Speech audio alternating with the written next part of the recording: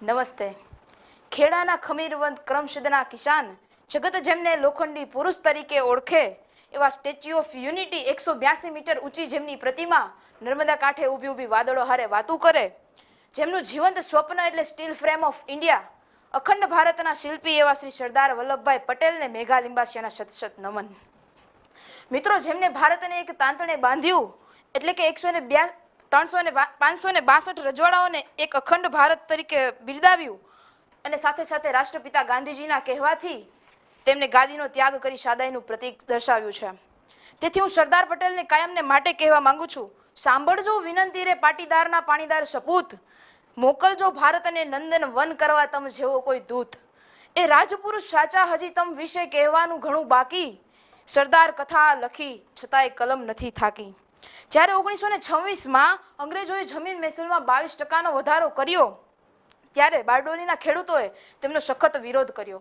છતાંય કંઈ ફેર ન પડતા 1928માં સરદાર વલ્લભભાઈ પટેલની આગેવાની લઈને તેમને બારડોલી સત્યાગ્રહ ઉઠાવ્યો અને આ સફળ થયો. ત્યારે આકોટી ગામના ભીખીબેન કરીને વલ્લભભાઈ પટેલને સરદારનું બિરુદ આપવામાં આવ્યું અને ત્યારથી જ તેમની ઓળખ રાષ્ટ્રીય સ્તરે એક નેતા તરીકેની ઊભી થઈ. સરદાર વલ્લભભાઈ પટેલને રાજનીતિની દુનિયાના સાધુ પુરુષ તરીકે ઓળખવામાં આવે છે. ત્યાગ, સમર્પણ, રાષ્ટ્રભક્તિ અને ચારિત્ર્ય આ 4 સ્તંભના આધારે પોતાનું જીવન વિતાવ્યું એ હતા સરદાર પટેલ. તેઓ બેરિસ્ટરથી વકીલાતનું ભણતર પૂરું કરીને આવેલા.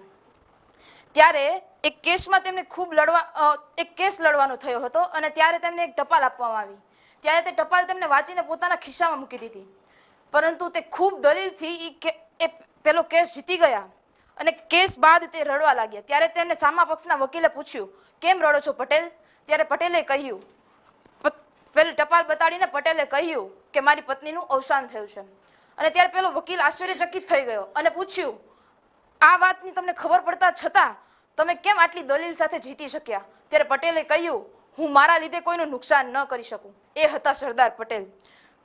અને એ સરદાર પટેલ કે મિત્રો દુનિયાના પહેલા અને છેલ્લા નાયબ વડાપ્રધાન કે જેઓ મૃત્યુ સમયે પણ 263 રૂપિયાની મૂડી દેશના નામે છોડતા ગયા હતા. એટલે જ કહેવાયું છે, વીર વલ્લભ તુજને વિનવું શિરે નમું સરદાર, આઝાદી આપતો ગયો એ કણવી કેરો કુમાર. અને ત્યારે કવિ ભૂદરજી લાલજી જોશીના શબ્દોમાં કહું તો કે ગરવા નર ગુજરાતના ને કરમ સદિયા કણા ભીડ, હરવા ભારતની વીર જોરાવર જન્મ્યા જયરાત. અસ્તુ. આભાર. જય હિન્દ, જય ભારત, જય જય સરદાર.